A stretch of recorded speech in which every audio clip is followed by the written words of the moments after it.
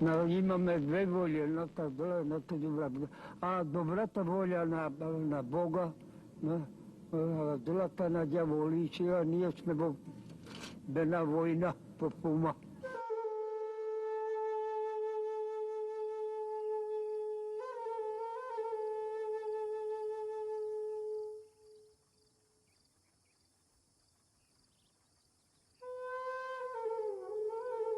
In the Gospel of Matthew, we find the story of a young man who came to Christ and asked, "Good teacher, what good thing shall I do that I may have eternal life?"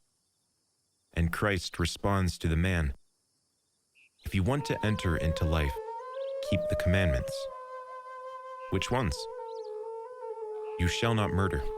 You shall not commit adultery. You shall not steal. You shall not bear false witness. Honor your father and mother, and you shall love your neighbor as yourself." The young man said to him, "All these things I have kept from my youth. What do I still lack?" "If you want to be perfect, go. Sell what you have and give to the poor, and you will have treasure in heaven. And come, follow me." But when the young man heard that saying, he went away, sorrowful, for he had great possessions.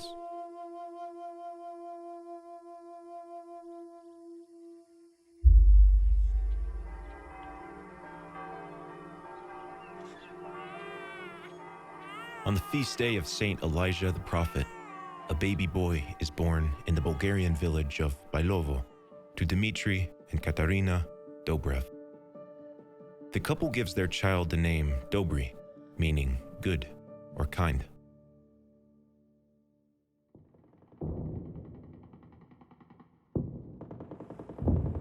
But the world Dobry is born into is not as peaceful and quiet as his small village. In 1915, Bulgaria enters the First World War, and a year later, his father is killed in action. The 2-year-old Dobry is left without a father. For the next 15 years, Dobry works hard to help his mother, doing his best to fulfill the duties that his father left behind.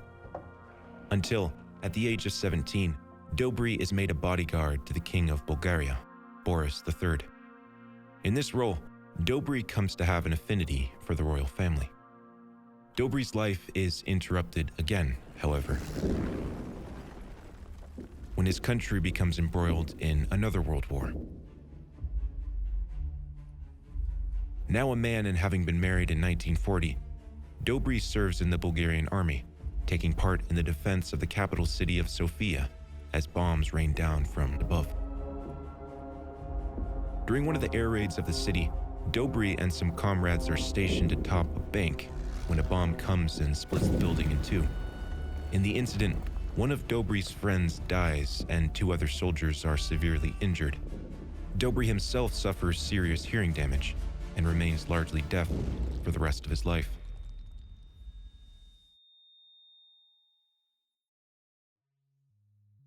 According to those close to him, after this brush with death, Dobry begins to believe passionately in God. Following the end of the war, Dobry returns to life in the Balayevo village, where he and his wife are soon joined by 2 daughters and 2 sons. Time marches on, and Dobry continues to go deeper and deeper into his faith, living a highly ascetic life even while raising a family, working hard to take care of a large herd of sheep. Dobry's youngest daughter, Bogdana, reflecting on her father, says, "He would say, loving God is the most important thing. He used to teach me this way when he was with us." In place of more secular fairy tales, Dobry often tells his grandchildren stories and proverbs from the Bible. And in old age, in the dim of night, Dobry himself can be found reading the Gospels as late as 3 a.m.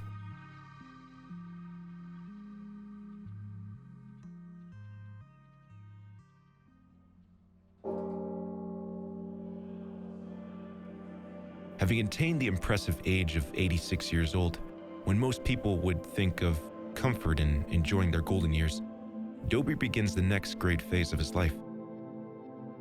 He recedes from his family, donates everything he owns, including his house, and begins to live life as a solitary monk, taking up residence in a small room connected to the Sts Cyril and Methodius church in Bailovo. Around the same time, Dobry begins to engage in another activity, because every day he walks roughly 20 kilometers from Bailovo to St. Alexander Nevsky Cathedral in Sofia. Here, he asks people for money. After doing this for a time, he walks the 20 kilometers back, where he continues to work or read.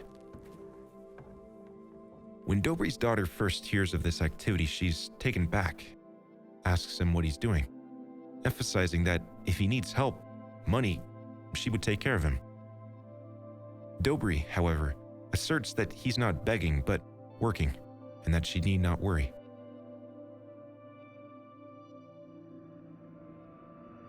Dobry's collecting of money doesn't go unnoticed, and on more than one occasion, someone breaks into Dobry's room and tries to steal the money. Yet each time, the would-be thieves depart, having found nothing. The reason for these failed robberies is, of course, that there's nothing to find. All the money Dobry collects, he donates to churches, monasteries, orphanages, and schools. Dobry's passion for assisting in the upkeep, renovation, and preservation of Christian sacred places is evident to anyone who takes the time to speak with him. Those who do engage with him also find that his love for people burns just as hotly. The great humility and love expressed by Dobry are so profound that in time there is hardly a person in Bulgaria who does not know about him.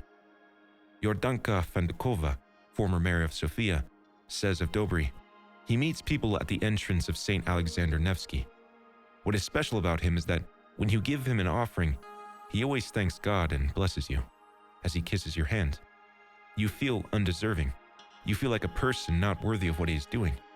But he does it so gently and delicately, and so spreads light with his personality. Despite receding into monastic life and embracing solitude apart from his family, Dobry does not cut himself off from people. In a deeper spiritual sense, his family expands beyond the limits of his relatives and small village to encompass the whole Church of Christ and all people in the world. Dobry's love and fatherly compassion for everyone leads the people to begin referring to him affectionately as Grandfather Dobry. But Dobry himself remains humble, even when the public praises him, not particularly enjoying or desiring publicity. Dobry's attention always remains focused on pleasing God alone. With the money he collects, he helps with the renovation of the church in Bailovo.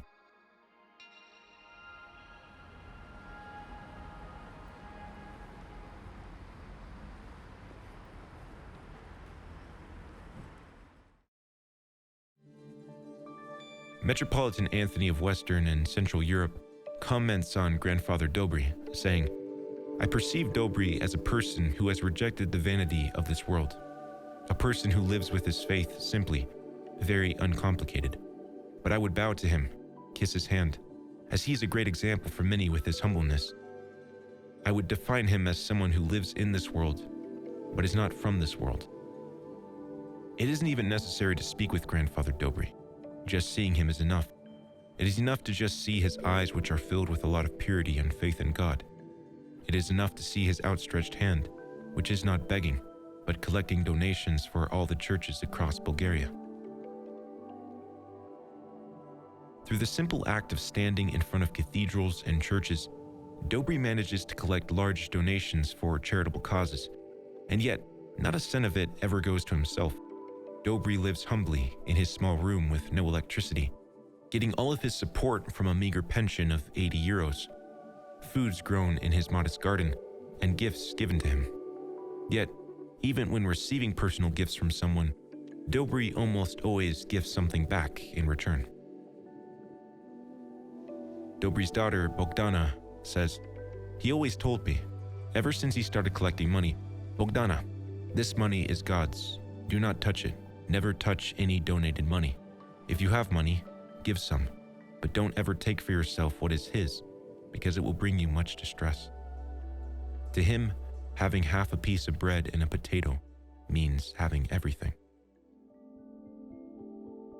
In talks with certain people, Dobry confides in them extraordinary experiences he has. He discusses times when he is mystically exhorted to go out and do things. When discussing why he began collecting donations, Dobry answers, "God told me. Jesus' mother told me. I was dreaming of a monastery, and my wife and I were walking in this monastery, but I realized that there was no one there taking care of it. And then all of a sudden there was a woman with clothes worn out, just like mine, and my wife was next to her. I asked my wife, 'Who is this woman? What is her name?' She said, 'Her name is Maria.' So in my dream, this woman told me to collect and donate money to this monastery." One such story comes to us from a nun by the name of Vaskresnia, who tells of her incredible encounter with Grandfather Dobry. While on a temple holiday in 2011, Vaskresnia sees Dobry and feels a strong connection between herself and him. At that time, she's struggling with doubts about whether she's meant for the monastic life, and the devil is attacking her with hesitation and concerns. She prays to God, asking him to send someone who would tell her whether she should stay or return to worldly life. 3 days later, on a snowy morning, Dobry arrives unexpectedly at the convent, asks specifically for Vaskresnia. The nun greets Dobry. He takes her hand and tells her, "God sent me to tell you that he and Mary brought you to this monastery, and that you are their child and they care for you. They wanted me to tell you not to leave this place, as there is no other place for you in this world." Recognizing Dobry's spiritual wisdom, many people come to him and ask for advice on how to live a holy life. We are fortunate that many of Grandfather Dobry's words have been preserved for us by those who knew him and through the interviews that he gave. Speaking on temptation and drawing near to God, Dobry said, "The devil attacks our minds and we allow that and let him in. To be close to God, you have to live a measured life. Don't be obsessed with food and drink. Be prudent with what you eat. Be careful about what you indulge in every day." When asked what he believed the greatest sin was, he remarked, "I think that adultery is the biggest sin. It destroys the family and everything else there is."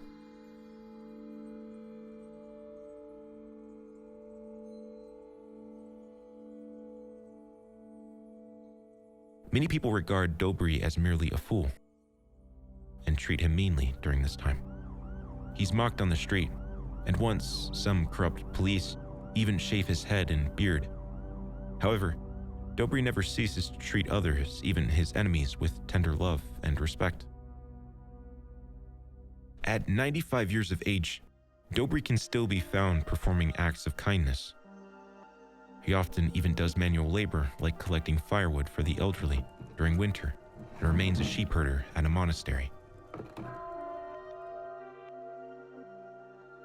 Though Dobry's first and foremost desire is to worship and serve God, it doesn't prevent him from having other wishes he hopes can be fulfilled.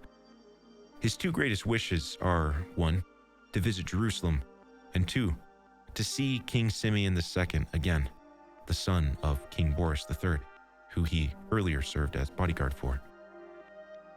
Although Dobry's first wish to see Jerusalem never comes to pass, his second wish is fulfilled, and on Dobry's 101st birthday, King Simeon II and Queen Margarita attend, bearing gifts and spending time visiting the old bodyguard. The king later remarks on what an exceptional man Dobry is.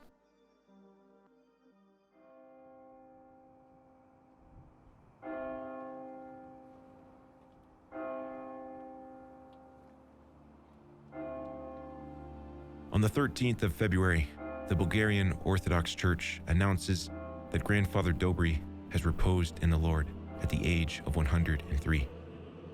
He departs this life at the monastery of St. George, northeast of Sofia, and is buried in the churchyard of his home village of Bolavo. Dobry's funeral is attended by Patriarch Nofit of Bulgaria. Dozens of priests and hundreds of lay people all come to show their respects to the man affectionately referred to as the Saint of Bailovo. Speaking at the funeral service, Patriarch Nofit highlights Dobry as a symbol of faithfulness, saying, "Examples such as the Saint of Bailovo, as people call him, give us hope that there are still strong people in Bulgaria. Let his memory not bring us sorrow and sadness, but joy, hope, that holiness and goodwill have not disappeared from Bulgaria, and that God, through the prayers of the Most Holy Theotokos and all the saints, will grant us gifts of grace as well in the future." No, imаме две воли, едната зла, едната добра. А добрата воля на Бога, а злата на дяволичия, ние сме в една война по ума. Трябва да мислим Божата воля, коя е, и да изпълняваме нея. Дай Боже да ни помага, Бог. За добрата воля, тя е правда, истина, в нея е всичко добро. Да не лазим, да не кранем, да не прелюбодействаме, да ти обичаме едни други, както Бог ни обича. Дай Боже, вечно да.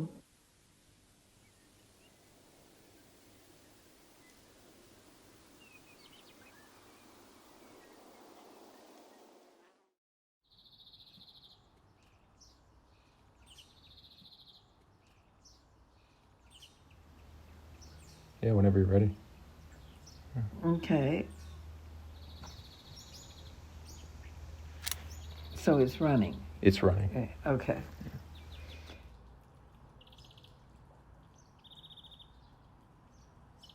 In December of 1995, my husband and I had decided to spend a little time in California. At that time, we met a priest from a parish outside of the main cities, and he told us the following story, in which he had been involved. A friend of his, Father Patrick, had gone to Indonesia as a missionary priest.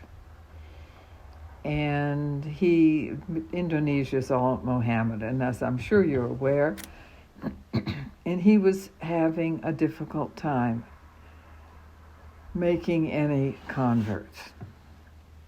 So, he met a dentist while he was there, and who was from the United States, and they became good friends.